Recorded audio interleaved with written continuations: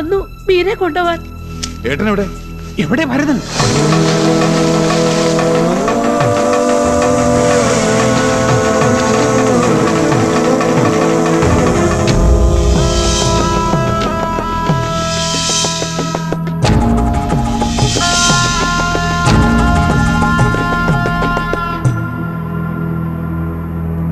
എന്തിനാ നിന്റെ പുറപ്പാട്?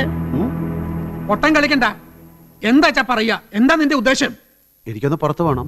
എനിക്ക് ജീവനുണ്ടെങ്കിൽ സമ്മതിക്കില്ല ഈ പടിക്ക് പുറത്തു പോകാൻ എന്റെ ഏട്ടനെ. എനിക്കൊരിടം വരെ വളരെ അത്യാവശ്യമായിട്ട് പോയേ പറ്റൂ. ബാലരാമന്റെ വീട്ടിലേക്കല്ലേ? ഇല്ല, നീ പോവില്ല. അത്ര നിർബന്ധാച്ചാ നീ പൊയ്ക്കോ. പക്ഷെ ഈ അമ്മയുടെ ശവം കണ്ടേ നീ പോകാവൂ. എന്ത് മണ്ടത്തില അമ്മയി പറയണേ? ഞാൻ തിരിച്ചേരിക്കല്ല പോണത്. പിന്നെ ഓർമ്മയില്ലേ ഗോവിന്ദമ്മയ്ക്ക്? വെളിനേഴി ഗോവിന്ദനാശാനെ, എന്നെ മെഴുക്കിട്ടൊഴിഞ്ഞ കഥകളി പഠിപ്പിച്ച എന്റെ ഗുരു ഗോവിന്ദനാശാനെ. ആശാന്റെ 12ാം ചരമവാർഷിക എന്ന്. പോയിട്ട് അസ്ഥിത്തറയിൽ ഒരു വിളക്ക് വയ്ക്കണം. കഥകളിയിൽ മാത്രമല്ല ജീവിതത്തിൽ ഞാൻ പഴിച്ചുപോയെന്ന് ആ കാരണവരോട് എനിക്ക് കുറ്റമേറ്റ് പറയണം.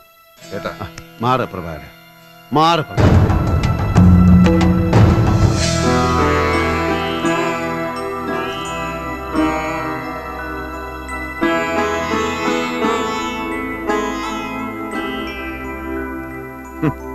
ഇങ്ങനെ നടത്തണമെന്നാവും ഈശ്വര നിശ്ചയം.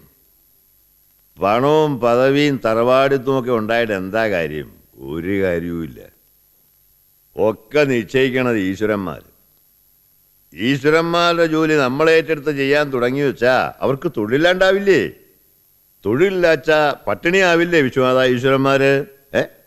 അതുകൊണ്ട് അവരുടെ തൊഴിലിനെ തടസ്സപ്പെടുത്താതെ, അവരുടെ കഞ്ഞിൽ മണ്ണ് വാരിയിടാതെ നമ്മളങ്ങോട്ട് മാനേജ് ചെയ്യാം.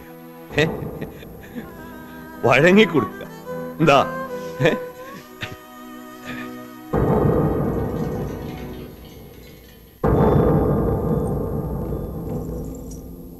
ഒരു കാര്യം ചോദിച്ചാ സത്യം പറയൂ എൻ്റെ കുട്ടി. എന്തൊക്കെയോ നീ മനസ്സിൽ കണക്കൂട്ടി വെച്ചിട്ടുണ്ട്. മനസ്സിലാവണുണ്ട് എനിക്കത്. മോളെ ഏട്ടത്തിയമ്മയോട് തുറന്നു പറ. എന്താ? കേൾക്കണോ ഏടത്തിയമ്മയ്ക്ക്? വേണം. അലറി വിളിച്ച് ആപത്ത് വരുത്തി വെക്കോ? ഇല്ല, സത്യം. നാളെ നേരം വെളുക്കണത് കാണാൻ മീര ഈ ലോകത്ത് ജീവിച്ചിരിപ്പുണ്ടാവില്ല.